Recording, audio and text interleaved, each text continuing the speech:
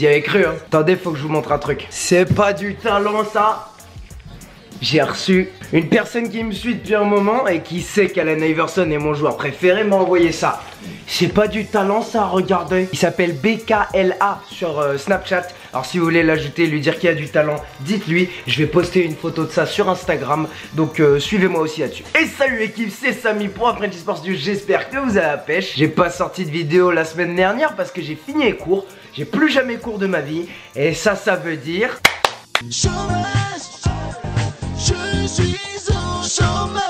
En tout cas, c'est une période de transition dans ma vie, mais dès que j'ai retrouvé quelque chose qui ressemble à un train-train quotidien, on va être beaucoup plus solide sur les vidéos. Maintenant, on parle des finales NBA. Je vous avoue, je suis pas très motivé de parler des finales NBA. On va savoir pourquoi.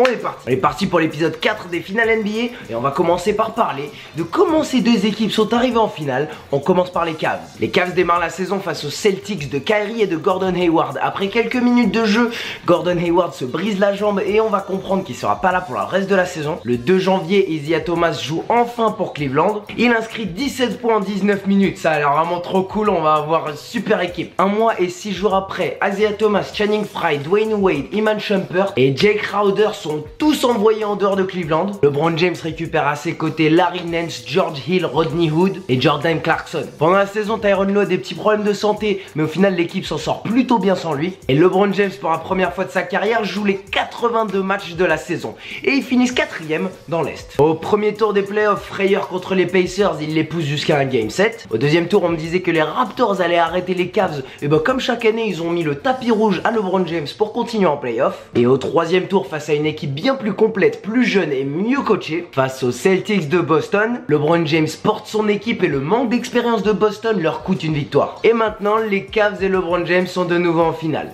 Pour la 4ème fois d'affilée. Du côté de l'Ouest, les Warriors pendant l'intersaison, et rajoute à ça Nick Young et Omri Caspi qui fait plus partie de l'équipe. Pendant la saison, les Warriors courent plus après les 70 victoires sur la saison régulière et ils ont quelques obstacles au niveau des blessures. Steph, Clay, KD et Draymond Green ne font pas la saison entière, mais c'est pas un problème. Ils s'occupent d'autre chose, les playoffs. Ils arrivent 2ème à l'Ouest, rencontrent les Spurs au premier tour, leur mettent un 4-1. Deuxième tour, même recette, 4-1 contre les Pélicans, ils ont rien à faire sur le même terrain. Et en finale de conférence, voilà ce qu'on voit. La seule équipe capable de tenir tête à Golden State, les Rockets. Les Rockets qui, selon les stats, ont l'équipe la plus explosive en attaque de tous les temps. Parce qu'il y a plus de possession, les arbitres appellent plus de fautes, donc le jeu est plus souvent arrêté, il y a plus de temps, il y a plus de lancers francs. Et face à cette équipe des Rockets qui ont les meilleures statistiques offensives de tous les temps, les Warriors les limitent en dessous de 98 points du Game 3 jusqu'au Game 7. Néanmoins, Golden State reste l'équipe la plus chanceuse que j'ai pu voir depuis plusieurs années.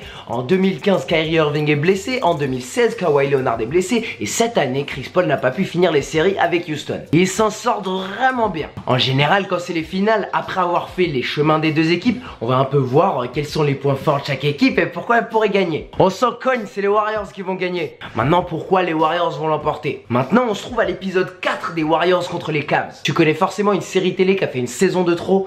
Comme les Warriors contre les Cavs, c'est peut-être la saison de trop. J'ai du mal à donner une seule victoire aux Cavs dans cette situation. L'an dernier, j'étais plutôt positif. Je crois avoir dit en 7 matchs. Mais là, j'ai même du mal à leur donner une victoire. Les Cavs nous ont montré qu'ils ne savent pas gagner à l'extérieur. Rien ne m'a montré qu'ils peuvent aller à Oakland, à Golden State, dans leur arena, à Oracle Arena, et gagner un match. Ensuite, je regarde les Cavs qui sont absolument moins bons que l'an dernier. Ils sont fatigués à cause de la longue série qui vient de se passer. LeBron James les a encore plus portés qu'il ne les a portés durant les dernières années. Kevin Love ou Tristan Thompson qui devront se mettre en face d'un Klay Thompson, Steph Curry, Draymond Green ou Nick Young. J'imagine bien que LeBron va faire ce qu'il peut contre Kevin Durant. Et cette équipe des Cavs, elle n'a même pas la capacité physique pour tenir 48 minutes avec cette équipe des Warriors. Kyle Korver, il a 37 ans. J.R. Smith, aujourd'hui, il en a 32. Ils vont pas courir après Klay Thompson qui prend 1 ou 2 écrans pour se libérer à 3 points. Et pour finir sur cette différence entre les Cavs et les Warriors, j'ai envie que derrière votre écran, vous me disiez: est-ce qu'il y a un joueur chez les Cavs, à part LeBron James,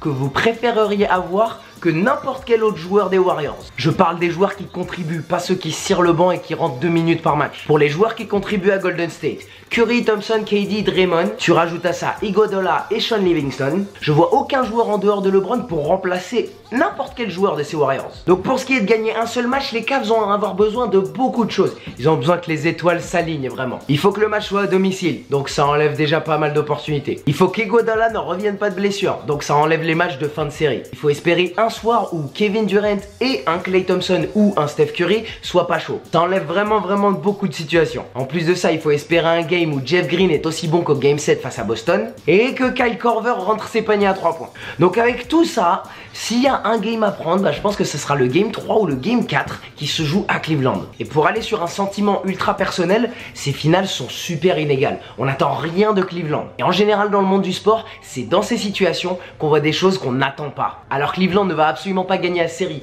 mais c'est dans ce genre de cas où on n'attend rien, où on peut peut-être avoir une surprise et voir Cleveland gagner 2 matchs. Pour ma prédiction, je vais donner un match à Cleveland et partir sur un 4-1 pour Golden State. Et je pense que Cleveland réussira à rendre un match où ils vont perdre un peu plus intéressant qu'on ne l'attendait. Maintenant c'est ça le basketball en playoff, les séries de 7 matchs, quand tout le monde scandait le nom de Russell Westbrook, quand tout le monde était derrière les Rockets ou les Celtics, c'est comme ça que ça se passe. Le basketball et en particulier le basketball au niveau de la NBA, avec des séries de 7 matchs, c'est un sport contrôlé par très peu de joueurs. Et ces très peu de joueurs, ils peuvent avoir un impact en attaque et en défense. Et quand tu donnes à très peu de joueurs l'impact en attaque, en défense et le temps de se réadapter sur 7 matchs, et ben c'est là où le talent pur fait la différence. Le talent pur et une petite touche d'expérience. C'est encore les deux équipes qui ont les talents purs cumulés les plus importants en NBA qui représentent les deux conférences en finale. Même si les Cavs sont mauvais, le talent pur de LeBron James est assez pour les propulser en finale dans la conférence Est. Je suis pas sûr qu'ils auraient battu les Rockets. Ça aurait été une série sympa. Ces finales vont pas être très serrées et j'espère que vous êtes régalés pendant ces playoffs parce que c'est pas pendant les finales que vous allez kiffer. Personnellement, même si ces finales se finissent en sweep, je garde un meilleur souvenir de ces playoffs que ceux de l'an dernier. Avec des séries comme les Bucks contre les Celtics, les Sixers contre les Celtics, le Jazz contre le Thunder et les Cavs contre les Pacers. Il y a eu plus de matchs qui m'ont fait kiffer et même si les finales sont pas égales, ça me dérangerait pas de revoir un épisode 5 des Warriors contre LeBron, dépendamment de où LeBron sera. Oublie pas ton pouce bleu, on se retrouve la semaine prochaine. Allez, ciao!